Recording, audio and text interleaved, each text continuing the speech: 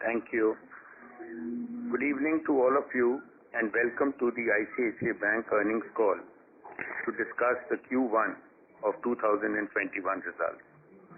Joining us today on this call are Vishakha, Anup, Sandeep Batra, Rakesh and Anandya. Thank you everyone for joining us today. We hope that all of you are safe, healthy and doing well. During this period of the COVID-19 pandemic, the healthcare workers, sanitation workers, police and all the essential service providers have shown utmost resilience in keeping us safe and their dedication motivates us. As the country has gradually reopened, many Indians have gone back to work, supporting the path of normalization. Team ICICI is thankful to all of them. We also appreciate the efforts of our employees who continue to serve our customers in these unprecedented times. Nearly all our branches and ATMs across the country are functional currently. We have seen a gradual rise in the customer footfalls in our branches in June and the first fortnight of July compared to April and May. Excluding the employees working at the branches and some of the team members from operations and IT, the majority of the employees continue to work from home. Since June, India has seen a resumption of economic activity. Some high-frequency indicators such as electronic and physical toll collections and generation of electronic permits for transportation of goods have shown an improvement and are close to pre-COVID levels. GST collections have increased in June compared to April and May 2020. Indicators such as kharif sowing, water reservoir levels, tractor sales volumes, and sales of fertilizers reflect a relatively stronger rural economy. Of course, the trajectory of the pandemic and the pace and sustenance of the improvement in economic activity needs to be monitored carefully over the next few months. At ICICI Bank, we continue to steadily grow our franchise and maintain a strong balance sheet within our well-defined strategic framework. This framework has the following key elements. Number one, growth in the core operating profit in a risk-calibrated manner through the focused pursuit of target market segments. We were able to take the core operating profit from 189.40 billion rupees in financial year 2018 to 268.08 billion rupees in financial year 2020. The growth in core operating profit improved from 5.7% in financial year 2018 to 21.5% in financial year 2020. In Q1 of 2021, a significant decline in fee income due to the disruption in customer activities was more than offset by robust growth in net interest income and some decline in operating expenses, resulting in a core operating profit of 70.14 billion rupees, which is a 14.8% growth on a year-to-year basis. Excluding the impact of higher interest income on income tax refund in the first quarter last year, the year-on-year core operating profit growth was 18%. Number two, further enhancing our strong deposit franchise. Our business and core operating profit are driven by our deposit franchise. During the quarter, we continued to see robust deposit flows, resulting in high liquidity and a liquidity coverage ratio of 146% for the quarter. Our cost of deposits is amongst the lowest in the system, and during the quarter, we reduced the interest rate offered on savings accounts as well as key retail deposit rate by 50 basis points each. Total deposits increased by 21.3% year-on-year at June 30, 2020. Average savings accounts deposits increased by 14% year-on-year. Average current account deposits increased by 19.8% year-on-year during the quarter, reflecting healthy inflows into current accounts which we see as a positive indicator of the business health of our customers as well as a result of the growth of our franchise.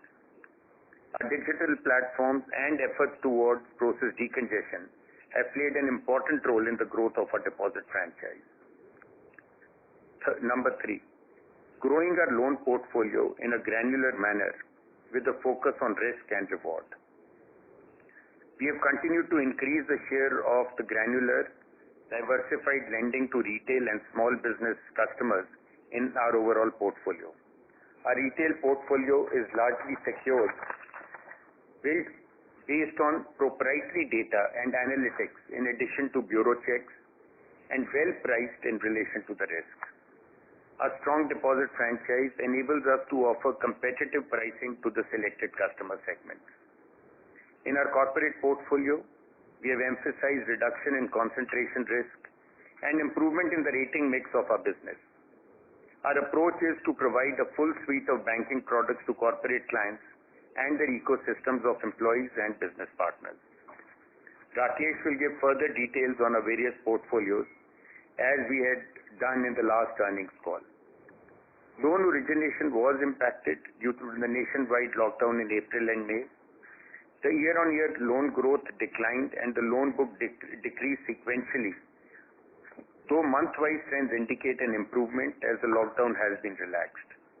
In line with the approach we had articulated for the overseas business, the overall overseas branches portfolio and the non-India linked corporate portfolio declined both year-on-year and sequentially. Number 4, leveraging digital across our business. The growth of our franchise is driven to a significant extent by the digital platforms and technology-led solutions that we offer our customers. The ICICI Stack, our API banking portal, and our iMobile, InstaBiz and internet banking platforms, as well as bespoke solutions in place for corporate and institutional customers, provide seamless banking services digitally to our customers.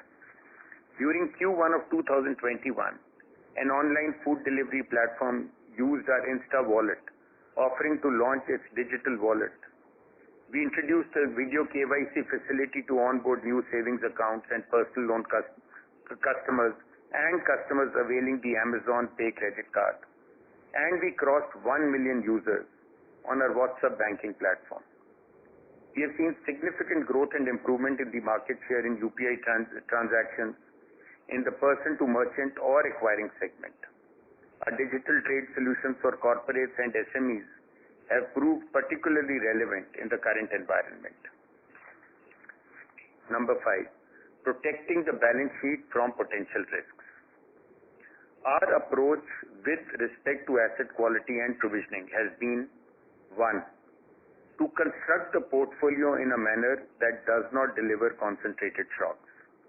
2, to build an operating profit base that can absorb required provisions. And 3, to be proactive in provisioning with the objective of ensuring that the balance sheet is robust and the impact on earnings is recognized on a prudent basis. We continue to have a high provisioning coverage ratio on NPAs, with the PCR increasing further to 78.6% at June 30, 2020. As part of the regulatory measures following the outbreak of the pandemic, banks have been permitted to grant moratorium on loan repayments to borrowers. This is a policy and regulatory support to customers facing sudden cash flow depletion or potential future uncertainty. Our approach to the moratorium has been to permit the same for customers seeking it after due engagement. From about 30% of total loans being under moratorium at end April, the loan to customers where moratorium was effected for June repayments were about 17.5% of total loans at June 30, 2020. This trend is in line with our expectations and the gradual resumption of economic activities in June. Rakesh will provide additional comments later on the call. While moratorium trends would continue to evolve, we do not see this as a conclusive indicator of eventual outcomes. We monitor and analyze our portfolios with reference to a wide range of markers, including cash flows, deposit account data, income levels, leverage, sources of income, the industry in which they operate or are employed, and repayment behavior. We are confident that the approach we have adopted in building the portfolio, which I outlined earlier, would hold us in good stead. Our intention has been to cushion the balance sheet from the potential risk arising out of uncertainties around the trajectory of the pandemic and the pace and level of economic activity. We had made COVID-19 related provisions of 27.25 billion rupees in Q4 of 2020 against standard assets to further strengthen the balance sheet. As a prudent measure, the bank has made further COVID-19 related provisions of 55.50 billion rupees during Q1 of 2021 with the objective of completely cushioning the balance sheet from the impact of COVID-19. Number 6, maintaining a strong capital base. During the quarter, the bank monetized 1.5% and 4% stake respectively in its life and general insurance subsidiaries, further strengthening the balance sheet by about 30 billion rupees, which is reflected in the treasury income for the quarter.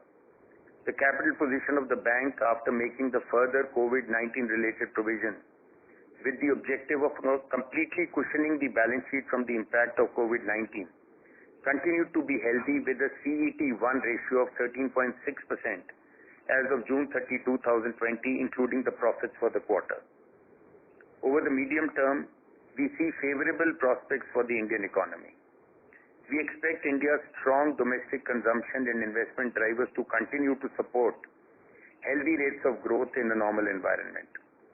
Given our strong deposit franchise and robust technology platforms, we will seek to benefit from the growing formalization of the economy and the rapid adoption of technology in banking.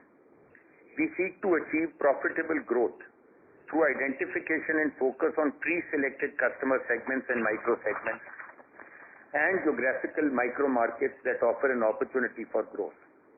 We aim to provide all relevant deposit, credit and fee-based products and services to these segments and in these markets, with digital delivery and decongested process as a key enabler. This approach has aided in growth in core operating profit in last year, even as NPL additions and related provisions have declined. We will continue to build our business on this basis. We have also created a significant provisioning buffer with the objective of protecting the balance sheet from potential risks. The Board of Directors of the bank has approved raising of equity capital of an amount up to 150 billion rupees, subject to regulatory, shareholders and other approvals as may be required. The proposed capital raising, subject to necessary approvals and market conditions, is aimed at further strengthening our capital adequacy and improving our competitive positioning. With these opening remarks, I will now hand the call over to Rakesh. Thank you, Sundeep. I will talk about the balance sheet growth, credit quality, P&L details, capital, performance of subsidiaries, and loan portfolio information. Starting with the balance sheet, the overall loan portfolio grew by 6.5% year-on-year as of June 30th.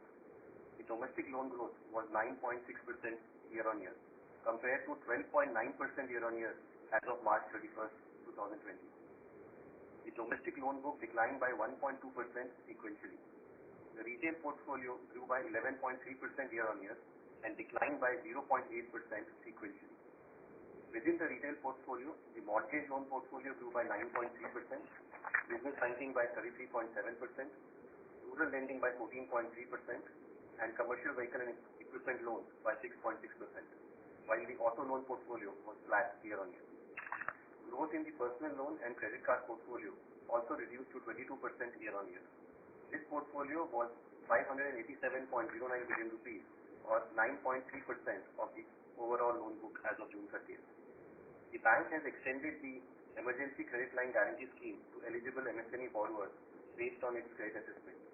Till July 22nd, we have sanctioned about 50 billion rupees to about 19,000 borrowers under the scheme, of which about 38 billion rupees has been disbursed. SME business comprising of borrowers having a turnover of less than 2.5 billion rupees grew by 17.9% year-on-year to 208.57 billion rupees at 30th June. The growth of the performing domestic corporate portfolio was about 8%. During the quarter, we engaged with highly rated corporates to meet their short-term funding needs. We also used TLTRO funds during the quarter to lend through corporate bonds. The international loan portfolio declined by 21.1% year-on-year in rupee terms and 27.9% year-on-year in US dollar terms at June 30th. The international loan portfolio was 7.5% of the overall loan book at 30th June. We had mentioned in our previous quarter call that we would be progressively exiting our non-India linked exposure in a planned manner. Excluding exposure to banks and retail lending against deposits, the total corporate fund and non-fund outstanding of overseas branches, net of cash or bank or insurance bank lending, was $6.41 billion at 30th June compared to $7.48 billion at March 31st, 2020. The non-India linked corporate portfolio reduced by 40% year-on-year and 16% sequentially at June 30th. 63% of the outstanding at 30th June was to Indian corporates and their subsidiaries and joint ventures. 17% of the outstanding was to non-India companies with Indian or India-linked operations and activity. As we had stated on the last earnings call, the portfolio in this segment is generally well rated, and the Indian operations of these companies are target customers for the bank's deposit and transaction banking franchise, and the bank would continue to pursue risk-calibrated opportunities in this sector. 7% of the outstanding was to companies owned by NRI PIOs. 13% of the outstanding was to the other non-India companies, which is less than 1% of the total portfolio of the bank. Coming to the funding side, we continue to focus on growing the daily average CASA balances. Daily average savings account deposits increased by 14% year-on-year, and average current account deposits increased by 19.8% year-on-year during the quarter. Total term deposits grew by 27.4% year-on-year to 4.6 trillion rupees at 30th June. Coming to credit quality, gross NPA additions during the quarter were 11.6 billion rupees. The gross NPA additions from the retail portfolio were 6.02 billion rupees. Of the corporate and SME gross NPA additions of 5.58 billion rupees, there were slippages of 1.71 billion rupees from corporate and SME borrowers rated BB and below at March 31st. The details of which are given on slide 25 of the investor presentation. The lower gross NPA additions reflect the asset classification standstill benefit on loans under moratorium. Recoveries and upgrades excluding write-offs were 7.57 billion rupees in the current quarter. There were recoveries and upgrades of 4.17 billion rupees from the retail portfolio and 3.40 billion rupees from the corporate portfolio. The gross NPAs written off during the quarter aggregated to 14.26 billion rupees. The bank did not sell any NPAs in this quarter. The total net non-performing assets were 86.75 billion rupees at 30th June compared to 101.14 billion rupees at March 31st. The gross NPA ratio at 30th June was 5.42% and the net NPA ratio was 1.23%. The provision coverage ratio excluding write-offs increased further to 78.6% at 30th June. The loans and non-fund based outstanding to borrowers rated BB and below, excluding NPAs, was 171.10 billion rupees at 30th June compared to 166.68 billion rupees at 31st March.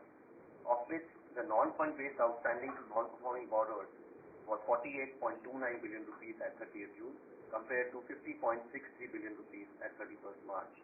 The bank holds provisions of 13.98 billion rupees at 30th June against this non-fund based outstanding. The fund and non-fund based outstanding to borrowers under RBI resolution scheme was 14.6 billion rupees as of 30th June compared to 15.33 billion rupees at March 31st.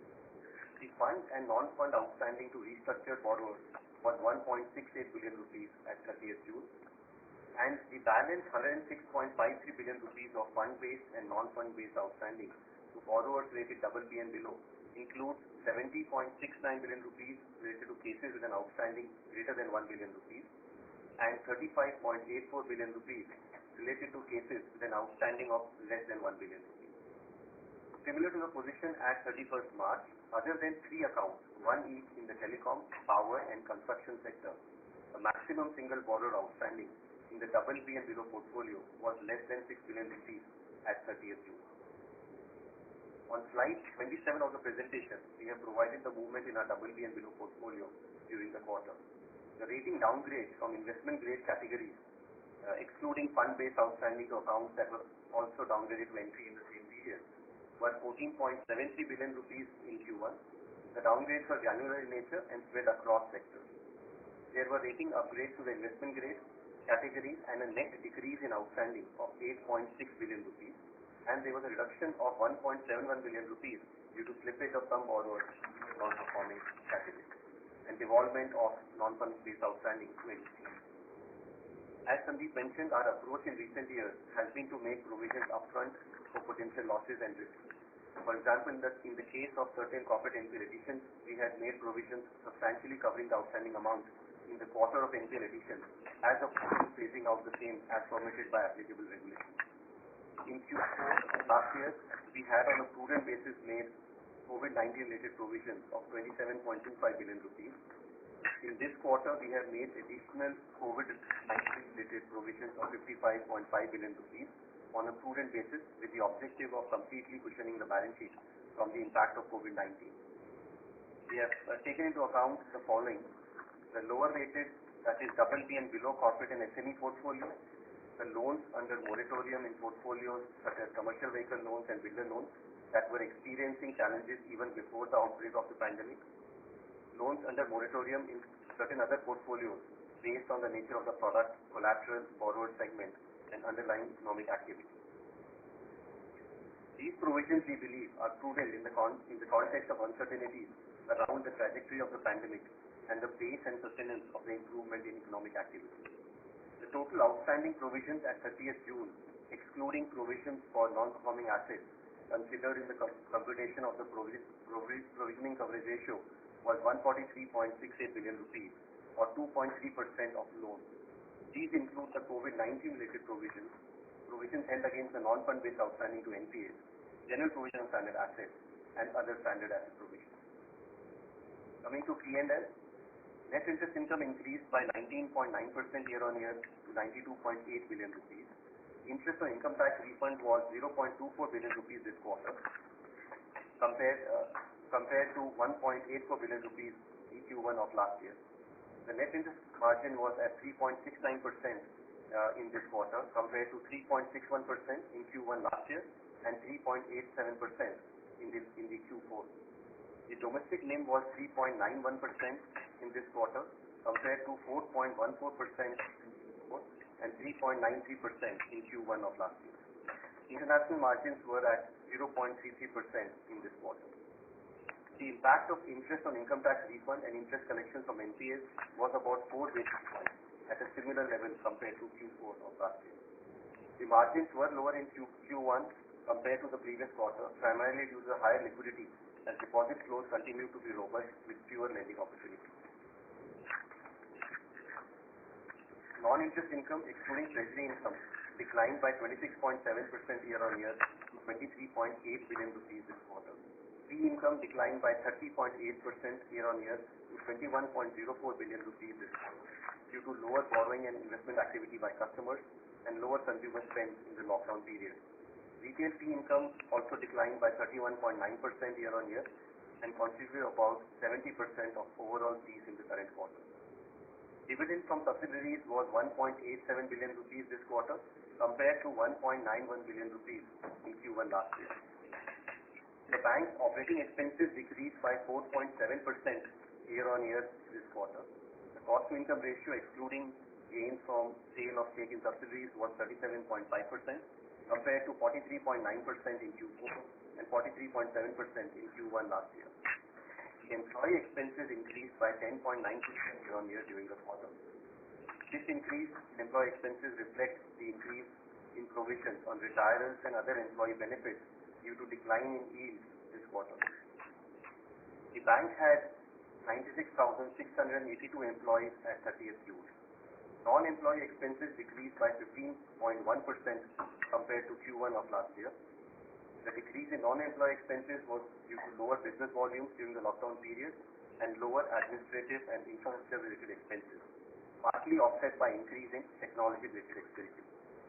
We would expect business-related expenses to increase in future quarters as business volumes increase from the current level. As a result of the above, the core operating profit increased by 14.8% to 70.14 billion rupees this quarter. Excluding the impact of higher interest income on income tax refund in the corresponding quarter last year, the core operating profit grew by 18% year-on-year. The treasury income was 37.63 billion rupees this quarter compared to 2.42 billion rupees in Q4. The gains of 30.36 billion rupees through sale of shares of ICICI Life and ICICI General are reflected in treasury gains for this quarter. Provisions other than the COVID-19 related provisions declined by 41.5% year-on-year to 20.44 billion rupees this quarter. Profit before tax increased by 14% to 31.83 billion rupees this quarter compared to 27.93 billion rupees in Q1 last year. The profit after tax increased by 36.2% to 25.99 billion rupees in Q1 compared to 19.08 billion rupees in Q1 last year. Coming to the capital position, Q1 ratio, including the profit for Q1, was 13.60% at 30th June compared to 13.39% at 31st March. Including profit for Q1, the Tier 1 ratio was 14.93% and total capital adequacy ratio was 16.32% at 30th June. Now I'll talk about the loan portfolio. The retail loans as a proportion of total loans were 64.1% at 30th June. Including the non-fund based outstanding, the share of the retail portfolio was 54.4% of the total portfolio at 30th June.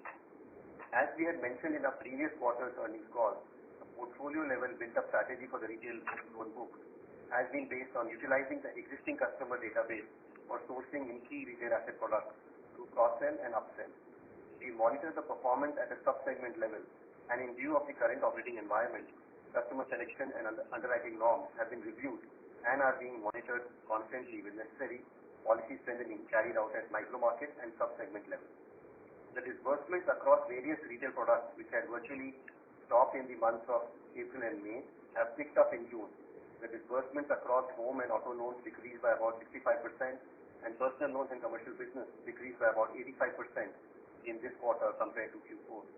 The incremental sourcing during Q1 was primarily to existing customers of the bank.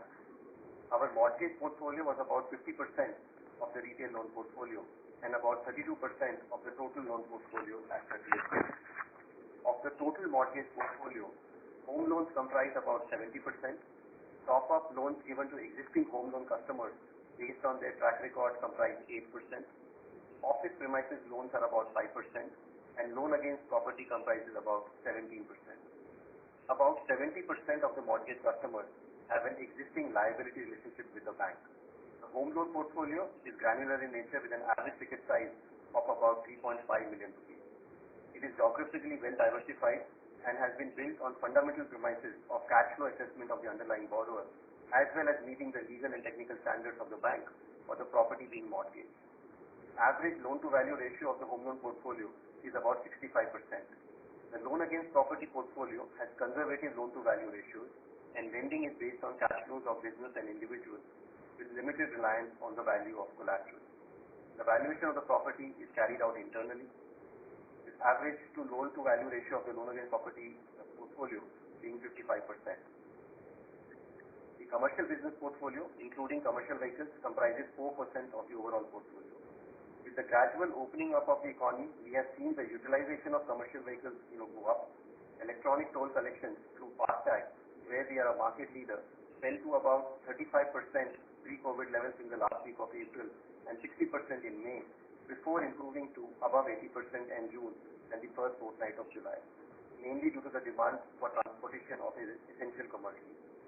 The utilization levels of commercial vehicles based on daily average distance covered have recovered to about 80% of the pre-COVID levels in the first fortnight of July from a low of about 27% in April.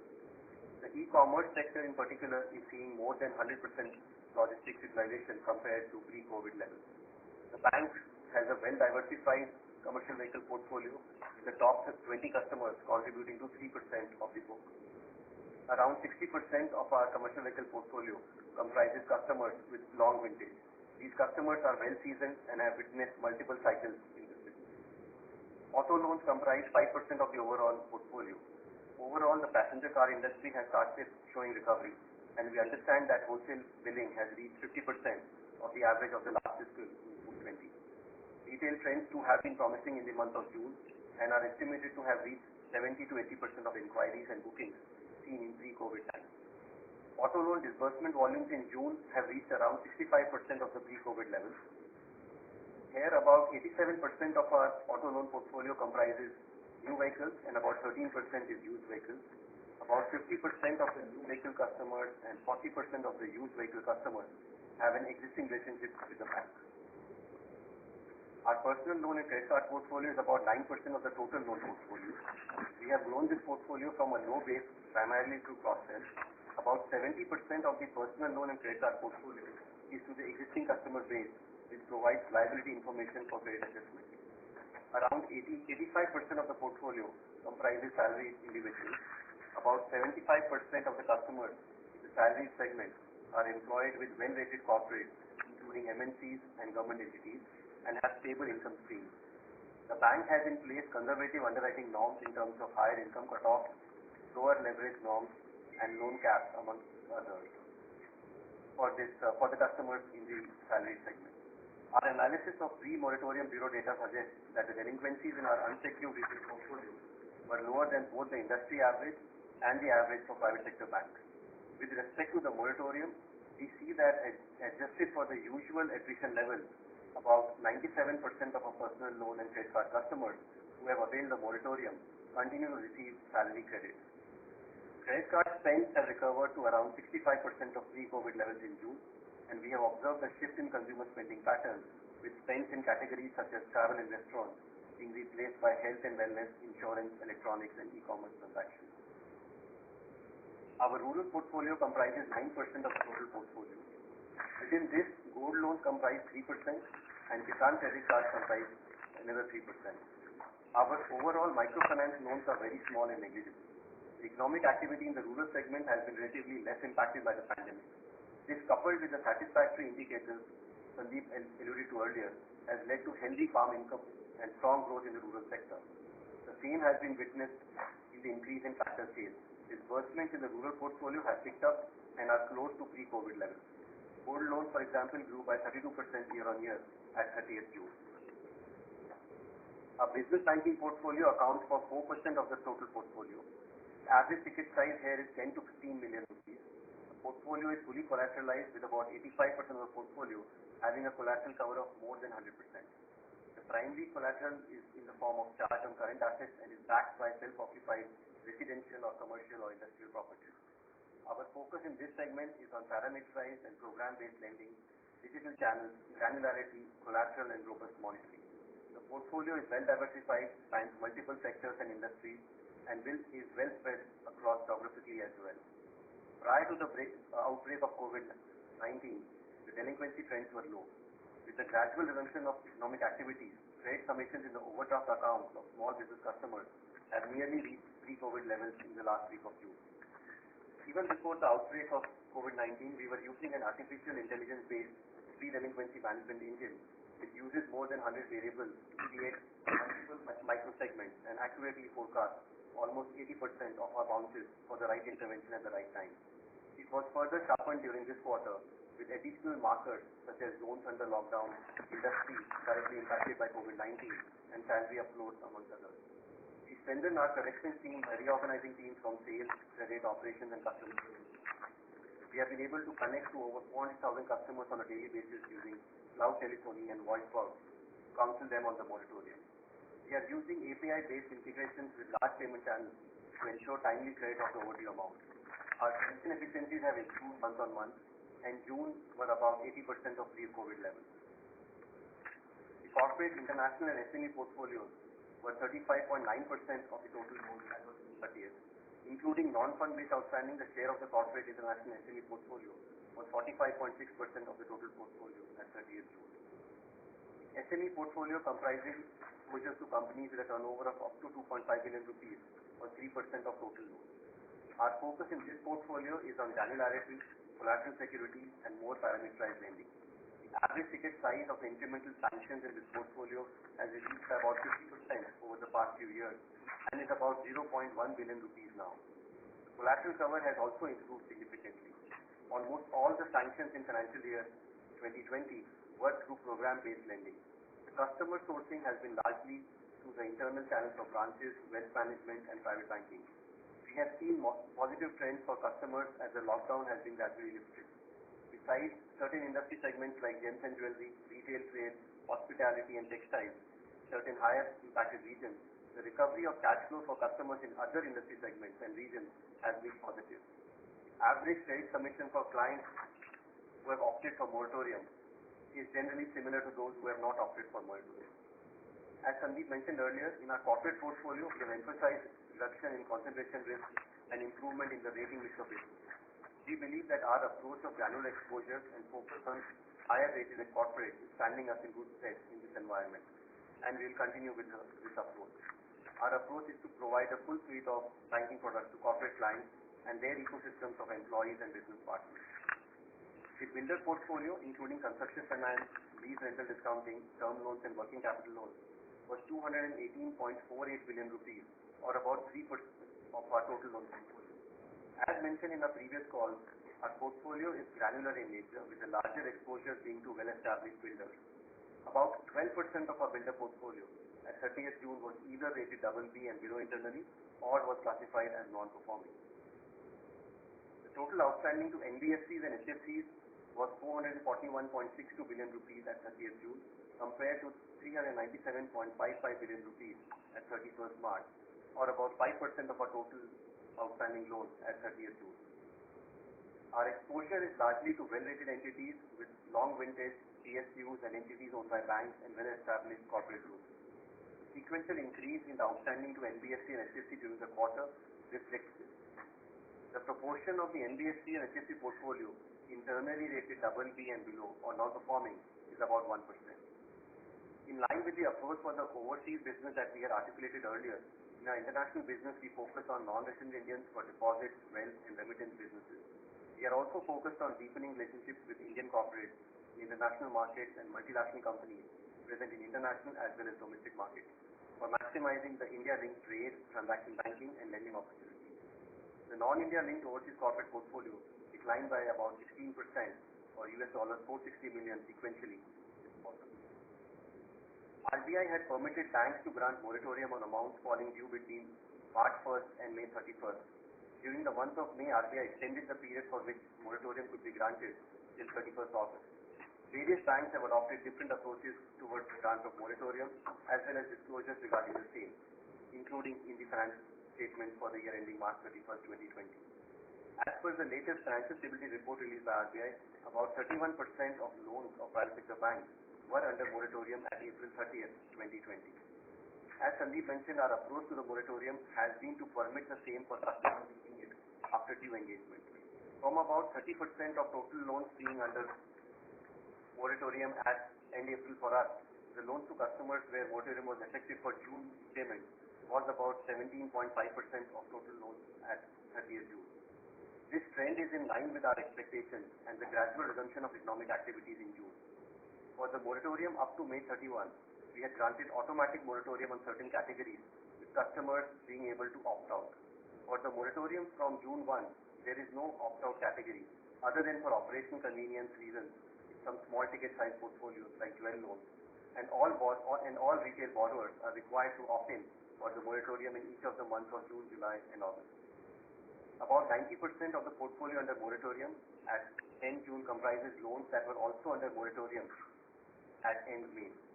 The percentage of loans under moratorium was higher for some portfolios, such as commercial vehicle loans and builder loans, which had been experiencing challenges even prior to the outbreak of COVID-19. Apart from the above, there is no major difference in moratorium levels in the key portfolios, and hence the mix of moratorium loans would largely reflect the overall portfolio mix. There would be a set of customers who availed moratorium prior to end May and have not availed the moratorium from June so far, but have overdue. We are engaging with these customers, and should they also come under moratorium based on the pool of such loans, the overall moratorium level may increase by up to a couple of percentage points later. Coming to subsidiaries, the details of the financial performance of subsidiaries is covered in slides 37 to 38 and 59 to 64 in the investor presentation. Value of new business of ICICI Life was 2.01 billion rupees in Q1 compared to 3.09 billion rupees in Q1 of last year. The new business margin increased from 21.7% in fiscal 2020 to 24.4% in Q1. The protection-based annualized premium equivalent remained stable year on year at 2.14 billion rupees and accounted for 26% of the total annualized premium equivalent in Q1. The new business premium was 14.99 billion rupees in Q1. Gross direct premium income of ICICI General declined by 5.3% year on year, 33.02 billion rupees in Q1 compared to 34.87 billion rupees in Q1 last year. The combined ratio was 99.7% in Q1 compared to 100.4% in Q1 of last year. The profit after tax grew by 28.5% YOY, 3.98 billion rupees in Q1 from 3.1 billion rupees in Q1 of 2020. The profit after tax of ICICI AMC was 2.57 billion rupees in the current quarter compared to 2.19 billion rupees in Q1 of last year. The profit after tax of ICICI Securities on a consolidated basis was 1.93 billion rupees in the current quarter compared to 1.14 billion rupees in Q1 of last year. ICICI Bank Canada had a profit after tax of 4.8 million Canadian dollars in the current quarter compared to a net loss of 7.5 million Canadian dollars in Q4 and profit of 11.8 million Canadian dollars in Q1 last year. ICICI Bank UK had a net profit of $5 million this quarter compared to a net loss of $6.8 million in Q4 and a net profit of $10.1 million in Q1 last year. As mentioned in our earlier calls, the focus for the overseas subsidiaries is similar to that for the branches, primarily around NRI and India-related opportunities. The non-India corporate portfolio of subsidiaries has reduced over the last 1 year, and during the quarter they are working on a further planned reduction going forward. ICICI Home Finance had a profit after tax of 0.01 billion rupees in the current quarter compared to a profit after tax of 0.64 billion rupees in Q4 and a loss of 0.06 billion rupees in Q1 last year. The profit was higher in Q4 due to gains from sell down of loans. The consolidated profit after tax was 31.18 billion rupees in Q1 compared to 12.51 billion rupees in Q4 of last year and 25.14 billion rupees in Q1 of last year. With this, we conclude our opening remarks and will be happy.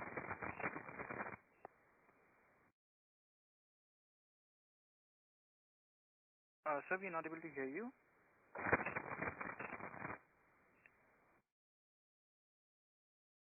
Hello? Yes. Just a moment.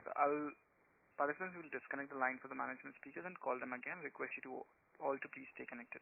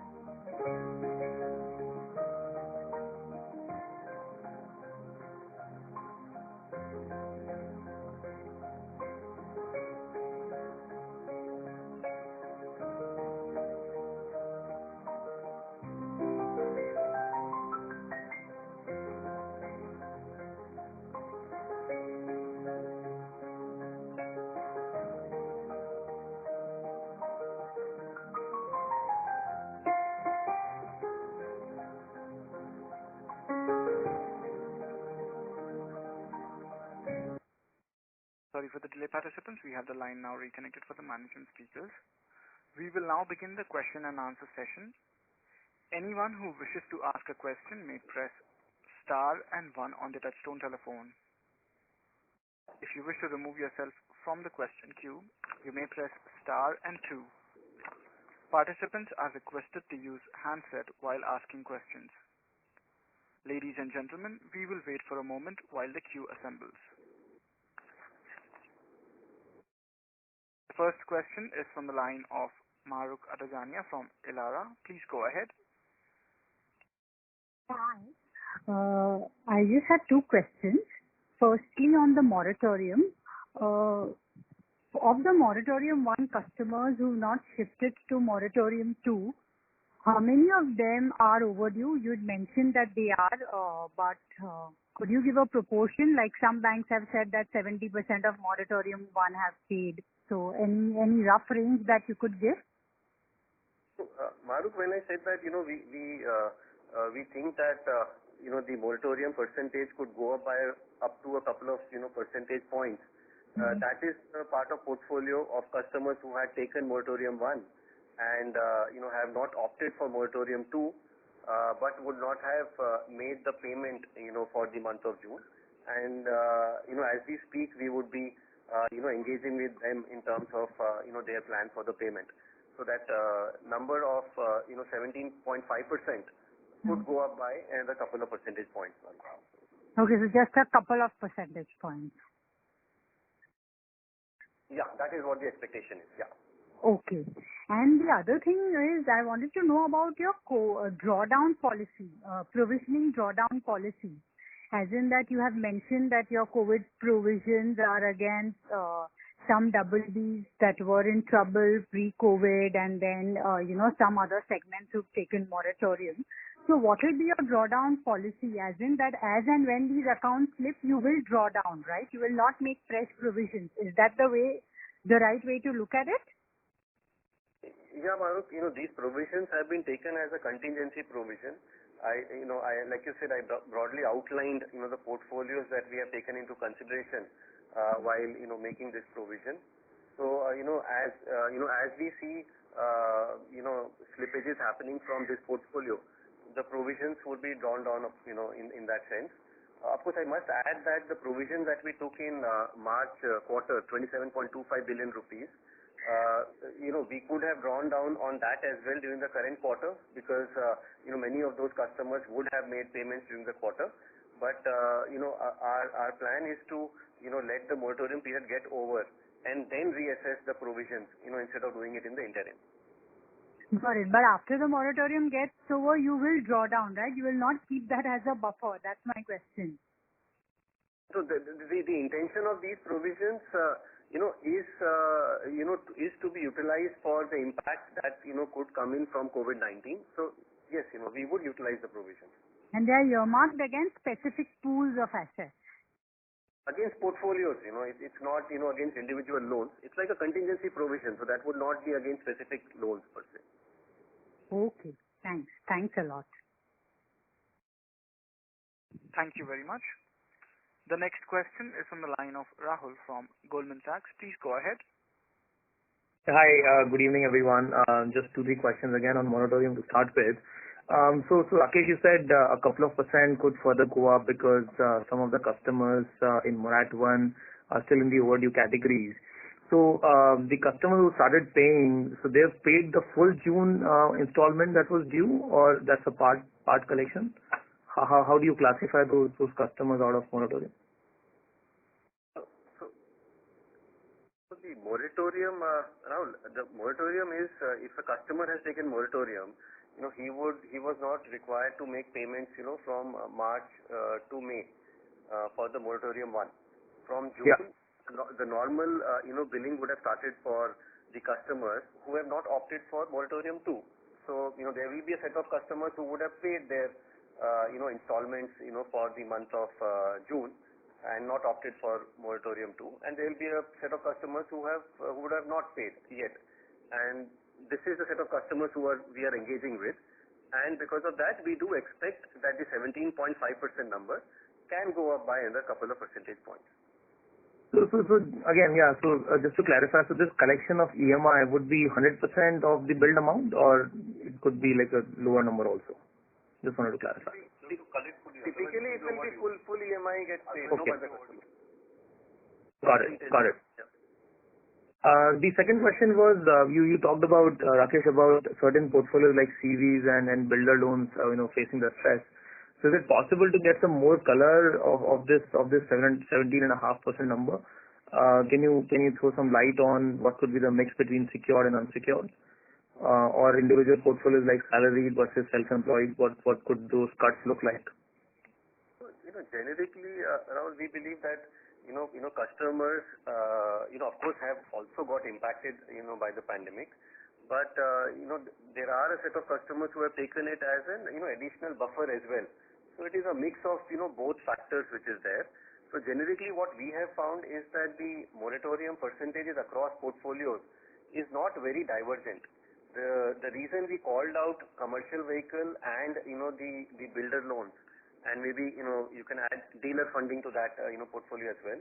These 2 or 3 segments are where the moratorium percentages would be, much higher than the average of 17.5% that we have seen. For the other portfolios, it will be in that region, So like in April, we had said around 30%. This time, one can say around 18-20% will be the moratorium portfolio across various portfolios. For these commercial vehicle and builder loans, it is a higher percentage. Got it. Just one more question on the provisions that you've made, which is 7.5% of the moratorium book. So what is the policy now going on a go-forward basis? Do you plan to add some more contingent provisions in the next quarter, or you think 7.5 is good enough, taking into account the PDs and the LGDs also? So I think, like we said, I think the objective, here, was to completely cushion the balance sheet against, the possible impact from COVID-19. So we have, taken, this provision. Going forward, we'll of course have to look at, how things, evolve from here. Assuming a base case, we have made, the entire provisions that we would have wanted to make in that sense, from a contingency point of view. I think from September quarter and, of course, December and March quarter, once the moratorium gets over, in any case, one will start seeing the, actual, payment collections and delinquency numbers coming up. Great. Thanks a lot, Rakesh. That was helpful. Thanks a lot. Thank you very much. The next question is from the line of Krishna Kumar from Sundaram Mutual Fund. Please go ahead. Hi, good evening, and congrats on a set of good performance in tough times. From all that you have done in terms of provisioning, credit cost and outlook, but for us, and why do you want to raise more capital at this juncture, given your fairly strong capital position at this point in time?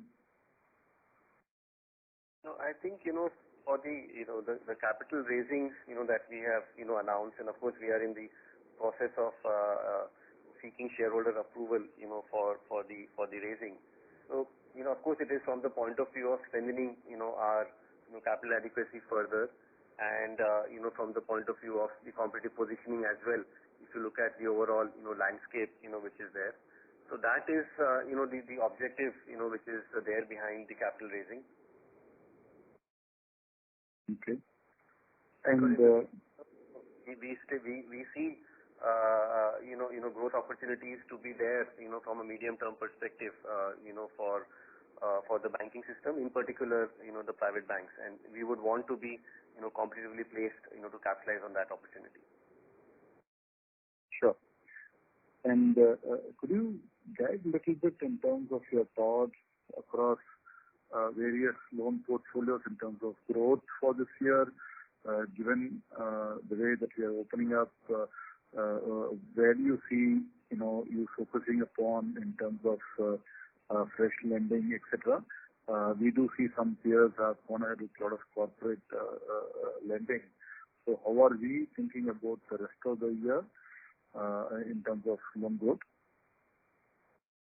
So I think from an overall perspective, as we have said earlier, we don't have any specific, loan growth, target. So we will look at, the opportunities, the risk and the return, and then, kind of look at, the deployment of funds, that we have.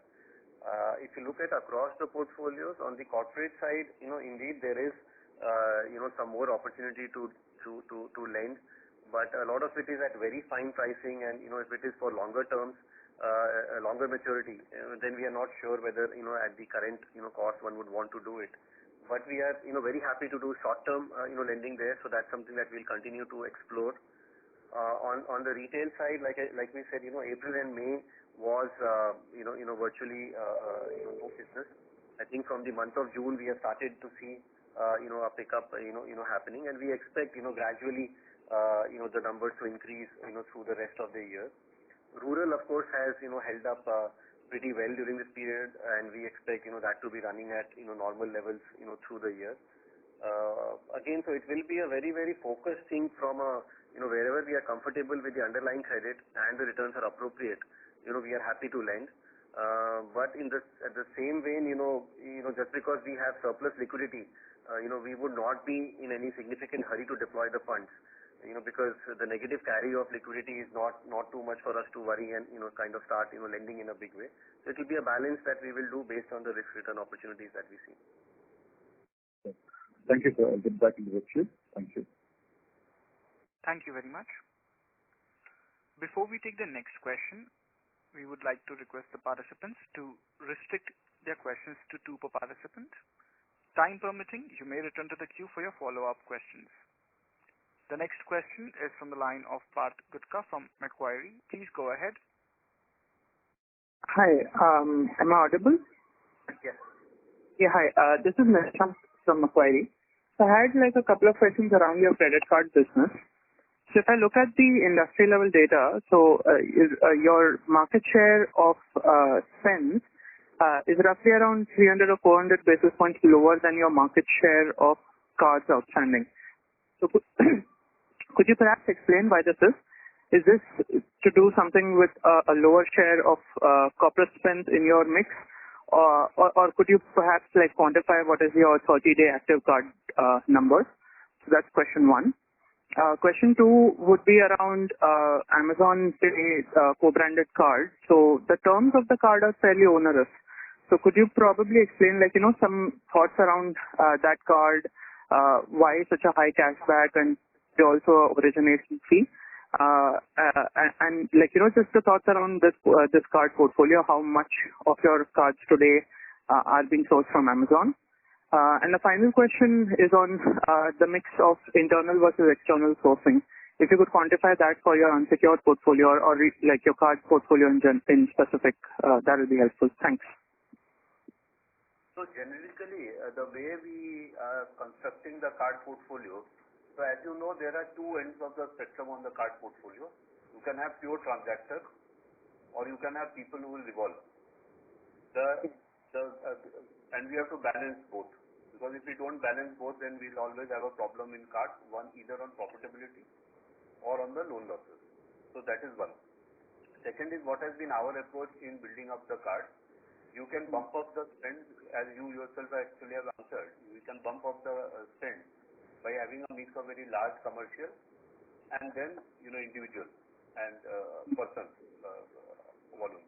Now on the commercial part, as you know, while volumes will come, it is unlikely that you will make any money out of it, or if at all you will make very, very tiny money out of it. And in our bank we are quite focused on 2 things. One is card is an integral part of a portfolio, a personal banking portfolio, because it is for us one of the very few products which has high frequency usage. And so from a brand perspective, it is a very, very important thing, both credit cards as well as debit cards, which is not true when you use it for commercial cards. Although we have a commercial card portfolio, as Rakesh had alluded earlier, and before that Sandeep had alluded earlier, we are quite focused that things should make money for us, and it should be fair to the customer, but it should also be fair to the bank. Now coming to Amazon, and most of it is now fully internally to our internal customers, and the whole affluence bit is actually only one. We get customers on the liability side, we get well-profiled customers on the liability side, we create pre-approved base, and then we go out and then give them and cross-sell other products, including cards. Coming back to Amazon, I think it is a fantastic product. The pickup of Amazon has been very, very good. And everybody who is on the call, I would request all of you to pick up the Amazon card. I think you'll really like it. Whether it is 5% or 3% or whatever it is, certainly it is very beneficial to all of you. And let me also assure you, it is quite beneficial to the bank as well. Because once you become a primary card, it is not that you are spending all of your life in Amazon. It's just a weighted average of 5% Amazon, but also other non-Amazon. There are very, very few people who just only use it for Amazon and use some other cards for non-Amazon. So slowly it becomes a primary card, and then you start to make money. They start revolving a little bit on that. Our approach to credit card is to, increase high quality cards in force, ensure that there is activation, and ensure that we have lesser chronic revolvers on the card, but we have more episodic revolvers in the card. For example, one of the reasons why people use our card is because if you are getting a 10% discount, but you don't have the cash today, your revolve rates are low compared to the 10% that you get. So for a 1 month, it is a very, very good, instrument of getting your discount, but at a very reasonable rate. So that's how the card movement is. And if you see our spend rate, or if you look at a revolver rate, it is among the better quality, direction. And, from our card perspective, it is a certainly which we are driving, which is moving up. And what we have done on the card, as against physical, where we are present, but post-COVID and even before that, we have started to move on digital cards. As you know, most of our cards now, you can instantly have a digital card instantly issued, and so you don't have to wait for a physical card to reach you, and you can start using it on e-com platforms. And as you know now, it is the e-com platform card digitally is getting used much more than the physical side.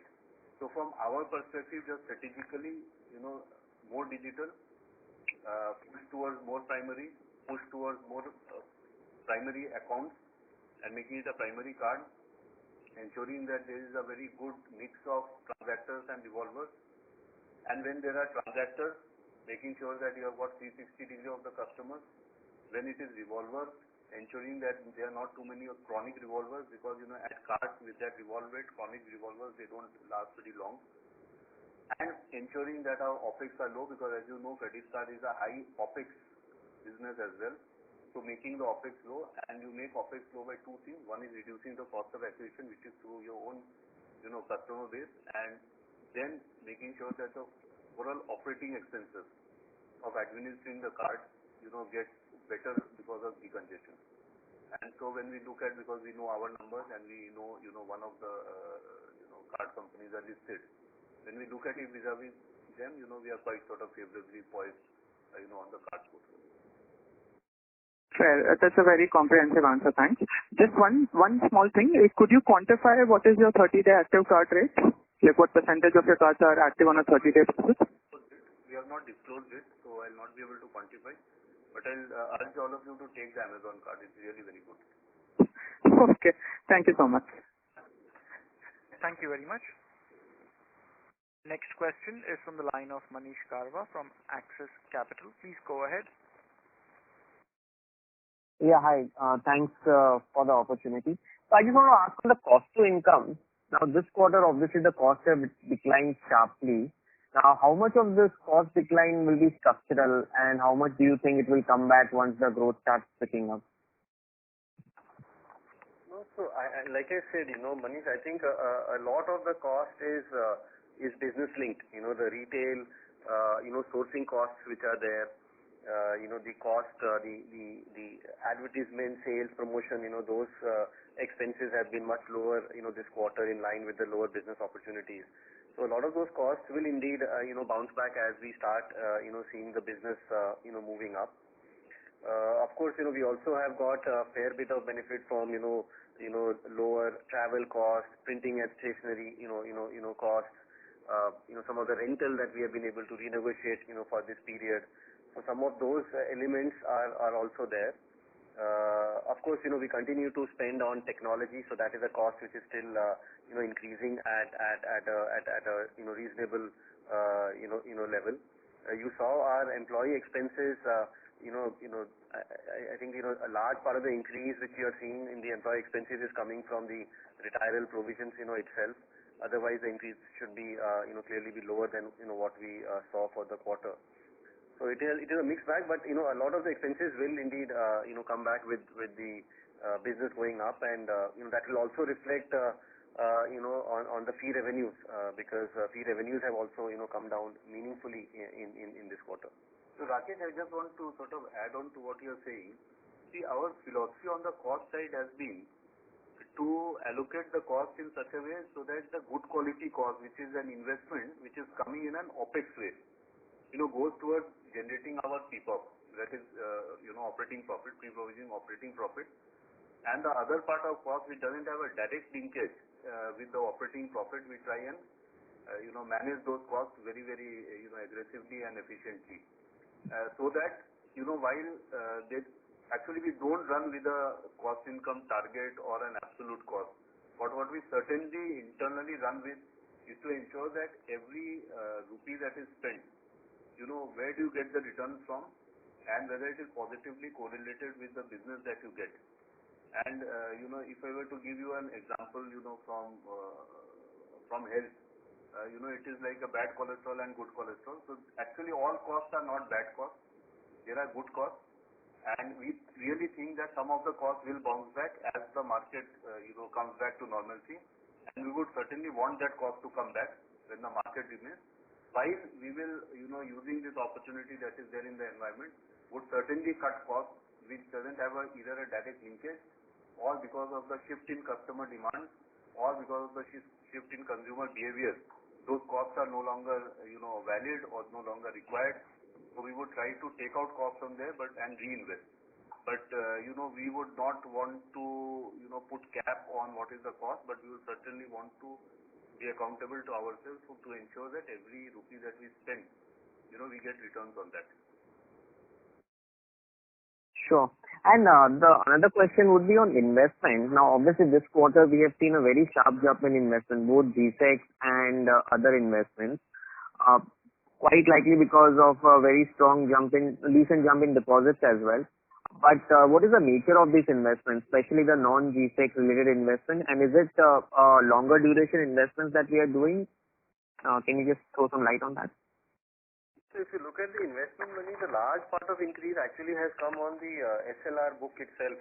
If you look at the numbers between, if you're comparing from March to June, the increase there is about, 37,000 crores increase in the SLR, book itself. The rest of the increase that is there is, one of course is that, we had participated in, TLTRO, and, we have invested in, some of the, corporate bonds, but there, I think from a credit point of view, we are, very comfortable, I would say, on that book. Otherwise, nothing much in terms of, so even if there is any long duration, that will be AAA, AA. Otherwise, those will be shorter duration, and rating-wise, very comfortable. This reflects, one, of course, the TLTRO, and the other is the surplus liquidity, which clearly, we had during this quarter, and, we will have in this September quarter as well. Okay. And Rakesh, just a last small one. On the morat number of about 17, 16, 70% that we have, is there a wide dispersion between a corporate segment versus a retail versus a SME segment? I think it's pretty obvious to assume that the SME and retail would be higher than corporate, but is it significantly different one versus the other? So the number is 17.5% for us. And like I said, I think if you're looking at the, significant difference that is there in commercial vehicle portfolio, which we report as part of retail, the builder loans, the CRSG portfolio, there it is much higher than 17.5%. And dealer funding, would again be, much higher than, 17%. The rest of it is, is reasonably, at a similar level across the portfolio. Rakesh, if I may add to what you are saying, the way we look at, moratorium is that if you look at parts of the portfolio, they, in an equivalent format, because, such is the time, that they already add comorbidity. So actually, if you look at a commercial vehicle, or if you look at builder portfolio, it is not a new stress that has suddenly, come onto the market. They already had comorbidity. And so naturally, the moratorium there would be higher. Now, for the rest of the portfolio, which was performing quite well, it has two components. Morat will have two components. One is the stress component, and the other one will be a liquidity insurance component. And when we look at all the data, and Rakesh actually expanded in every portfolio, and he gave in great detail. He gave data on those. When we look at this, it certainly is that a very, very large proportion of them, are using it for liquidity insurance. And which is why I think as the economy resumed, we saw that in almost all places, Morat 2.0 is much lower, statistically lower than Morat 1.0. So it is a function of cash flows. We also see credit submissions, in our even BLG book or the smaller SME book, etc., that the credit submissions are increasing, and we are tracking it very closely. At the end of it, all of us are actually, focused not so much on moratorium, but we are trying to have a fix on what is the portfolio at risk and what will be the eventual credit losses. Actually, I'm sure all of us are focused on that. Morat is an intermediate number. That for want of any other number, we have started to focus because, with Morat there, now we cannot track NPL. So, what is the proxy for that? So, Morat has suddenly, come in vogue and become a proxy for that. So, I just wanted to, give you some comfort that when we look at our portfolio and portfolio at risk, certainly things are rapidly improving. In July, I must also add that because of localized lockdown, it had started to taper a little bit in those geographies, but rest of the geographies, it has moved. If you look at our FASTag data, etc., which is a very, very real proxy for commercial vehicle movement, there are many, many states which is higher than pre-COVID levels. There are more parts of rural is higher than pre-COVID levels. So it certainly it looks like that if demand comes back. Of course, there are certain sectors where it is a factor of two things: how much will demand come back, and how quickly will the demand come back. That will actually decide, and how leveraged is that sector. Actually, these three variables will finally decide the portfolio at risk.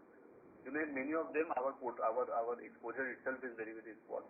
Yeah, and in many places where this is moving, where demand has come back and it is moving up, we certainly see a corresponding increase in cash flows and credit submissions and deposit balances, etc.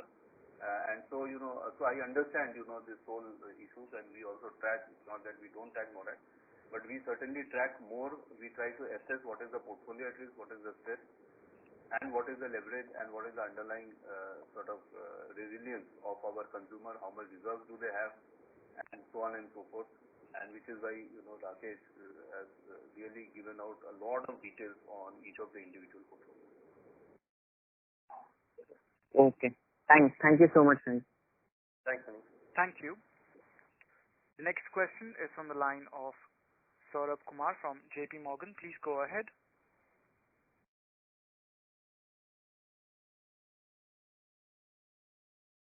Saurabh, your line has been unmuted. You may go ahead with your question.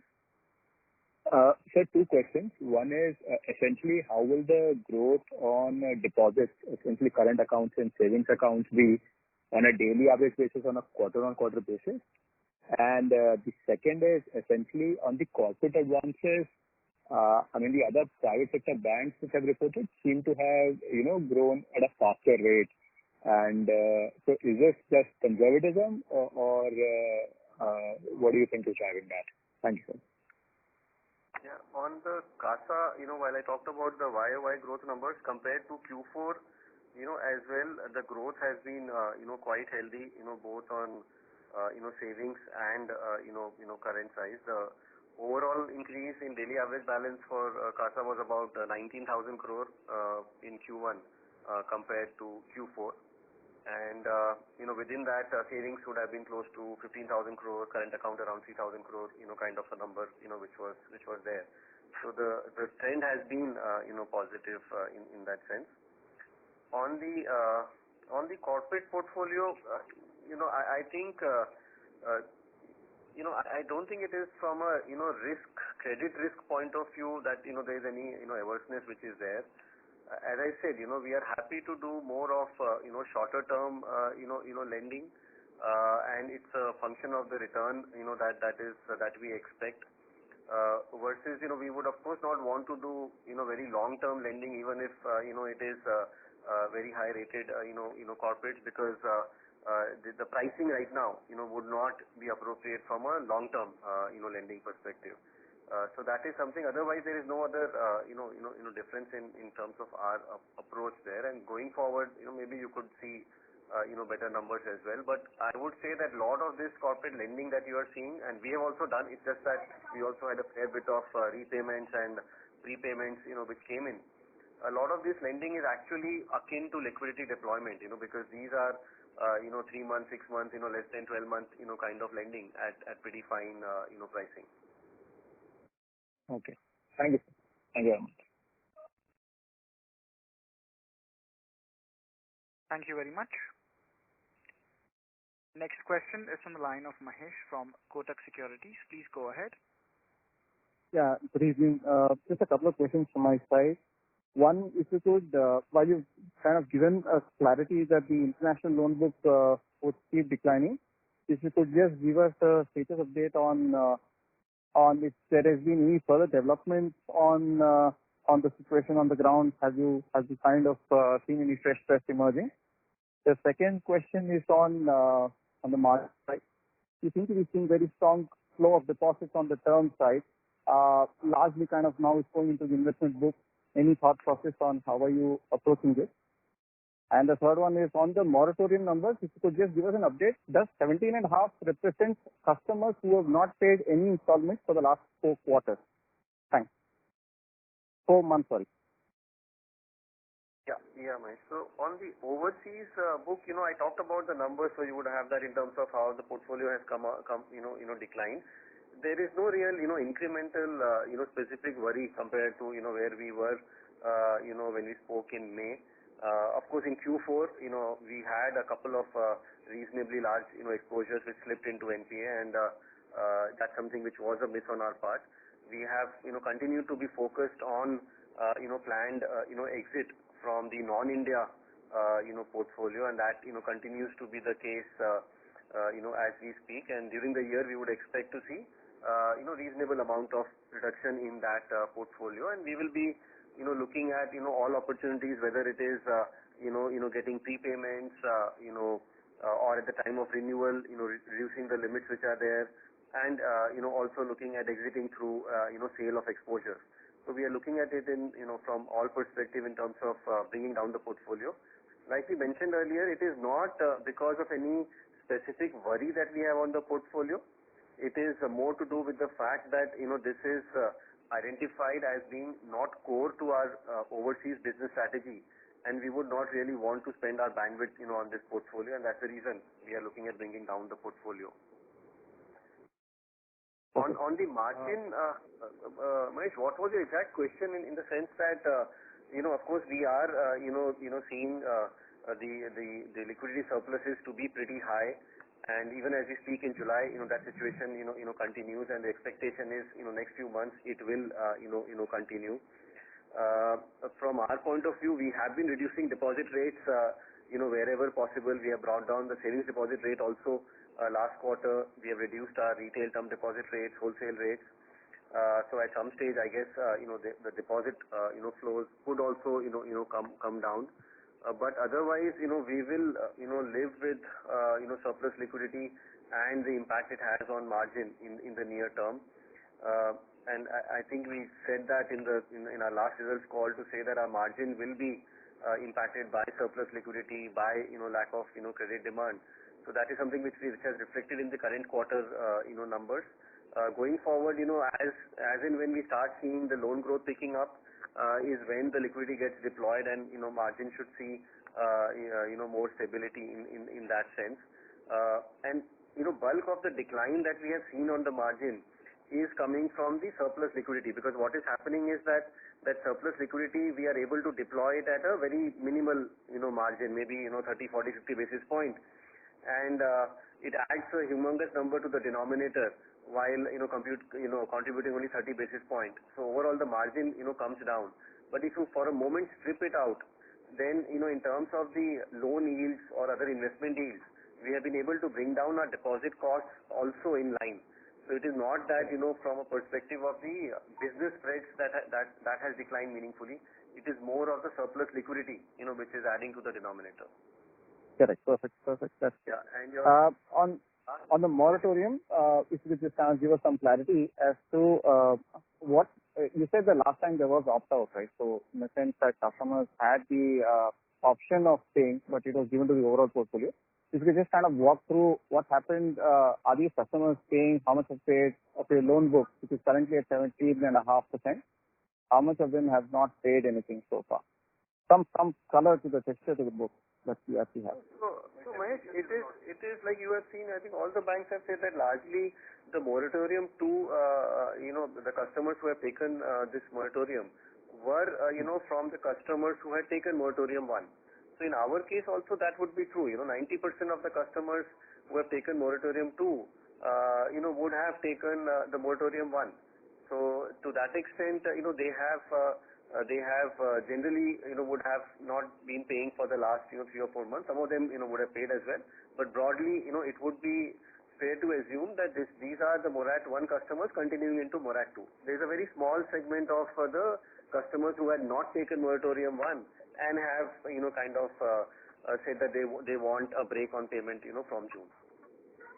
So I just want to clarify this. It is not like the customers. It's like customers actually have no balances at this point of time. The position of the customer is quite weak right now. Or do you say that look, the customer is liquid, but he's uncertain about his future? So it is a mix of both. The fact that there is uncertainty. For example, I talked about that there will be a fair number of salaried customers who have taken moratorium, but we find that based on the salary credits, that bulk of the customers adjusted for the usual attrition are getting their salary credits as well. So it is a mix which is there. So moratorium, like Anup kind of expanded earlier, it is if looked at as a single item, it is not a very good indicator of the quality of the credit per se, because it will have a mix of both the customers who have genuine challenge in repaying, but it will also have a good amount of customers who based on the uncertainty currently want to conserve on their cash and liquidity. And that is the reason, for example, why what was at 30% of our portfolio on 30th April, and like we had said at that point of time, the number would have gone up a bit in May as well. It has now come down to 17.5%, and of course, like I said, it can add a couple of percentage point more to say 20%. So that is what is reflecting the fact that it is not only because of some genuine payment challenge that customers have taken moratorium. So when we look at moratorium internally, we look at moratorium, the customer has taken moratorium. We look at many other factors in terms of bureau score, cash flows, collateral, and all of that, and then assess the credit position for the customer. Yeah, thanks. Thank you very much. The next question is from the line of Jay from Batliwala and Karani Securities. Please go ahead. Yeah, hi sir. Good evening and thanks for the opportunity. Sir, if you can share what is the progress that we have made on the overdue loans which were there as of Feb end. So as per your annual report, the March 2020 balance was somewhere around 12,000 crores. What is the outstanding balance of these accounts? So we have not, unfortunately disclosed that, separately. But, clearly there would be, there would have been a meaningful decline in that, particular amount of portfolio. Of course, since then, there would have been other customers who would have taken, who would have got into overdue. But if you look at the static position of those customers, there would have been a meaningful decline on that. We have not disclosed the numbers separately, unfortunately. Sure, sir. So that overdue number is not static, right? Because those people who were in SMA 0, you would keep on adding, right? Is that the understanding or no? Because I thought that pool was static because there is a DPD fees there. No, so the thing was that it was the customers who have taken moratorium 1. Of course, for them it would become static, but then there would be a set of customers who have not taken moratorium 2. So from June onwards, that would again start adding. So it is a function. If the customer has taken moratorium 1 and 2, of course, then the past due status remains the same as it was. Actually, when we speak to customers, this is Anu, when we speak to the customers, see, it is very clear that, in these kind of, whenever there is uncertainty, liquidity is an important criteria. And so liquidity insurance then becomes an important criteria, and then it becomes the key in this market. And actually one should not be too much averse in providing liquidity provided one establishes viability. Because if there is liquidity, if there is viability and it is liquidity, it is a cash flow mismatch issue, and the customers will also come out well. And from a bank perspective, because full interest is charged, and so we don't lose anything on the NPV basis, it is not a very bad thing. So we should not look at it very negatively if a customer has taken a moratorium, because in uncertain times, liquidity is a very, very good strength. And we have to only look at viability and unviability of the situation. And if there is viability and it is only a matter of either a confidence issue, like in many cases, because we have seen even from the best of the best of the best corporates and best of the best profile of the customer, they have also taken moratorium. So, it is confidence level, it is liquidity level, it is behavioral level, but we certainly have to be mindful of the viability level. So if there is viability positive, cash flow mismatch, somebody takes a moratorium, fine. Just like it is about protection, it is about taking insurance. Okay, so this is really the issue, viability, non-viability. That is the real core issue, which is why we track, in addition to or not, many other factors which Rakesh alluded to earlier. So in that sense, you also explained earlier, I think, that the PAR is much lower than the moratorium. So maybe can you provide some color on the PAR, or maybe the viable and non-viable portion? Is it significantly lower than moratorium, or how do you look at that number? Because of course it is, you as you said, you are more concerned on the viability and non-viability portion, but in terms of numbers, if you can throw any moratorium, non-moratorium, NPA, gross, that is only a path toward final credit losses. So that is the approach. I'm saying because in absence of many other things, moratorium has become a focal point. But what I'm just trying to sort of communicate is that, the issue is PAR. What is the portfolio at risk? What are the factors that a portfolio is? How are we monitoring our portfolio? Which is why, I think Rakesh this time decided to give a far more expansive disclosure than perhaps we have ever given.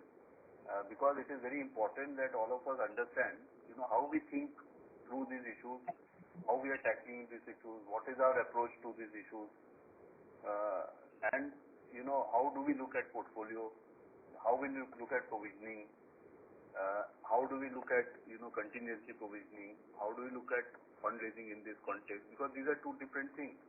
Creating a moat on the balance sheet, creating a fortress type balance sheet is very different from the portfolio that you have. Plus the other thing is that, we certainly expect that with this, certainly we will be among the stronger banks who will be able to then capture a much larger opportunity at that point of time. We should have everything, we should be well positioned to capture that opportunity.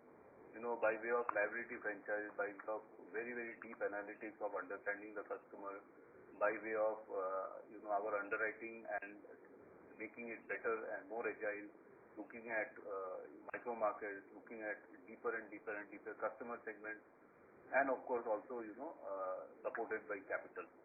So that is how we are positioning our bank overall. So we certainly think, and we all should pray and hope that this passes soon. But when we are on the other part of the tunnel, certainly, we are confident and we hope and pray that it passes soon. And we will emerge much stronger, and that's how we are working very hard to position our bank accordingly. Because the banking capacity in some ways will get restricted, given whatever is happening. So that is where our position is. Sure, sir. And sir, just last question, sir. I mean, in your commentary, you mentioned that the reduction from 30% to 17.5% is as per your expectations. Just wanted to check, sir, if you can broadly share your expectation as to what would this book become by August end. I mean, just to understand, how are you looking into that, if you can share those expectations. Thanks. No, we will not be able to make, such, forward-looking statements in terms of, what that position will be at August 31st. Sure, sir. Thank you so much. Yeah. Thank you. Ladies and gentlemen, that was the last question for today. I now hand the conference over to the management for closing remarks. Over to you. Thank you everyone for, spending time this Saturday evening. Apologies for the question that we could not take. Anindya and I will be happy to take that, subsequently. Stay safe and take care. Thank you. Bye. Thank you very much, members of management.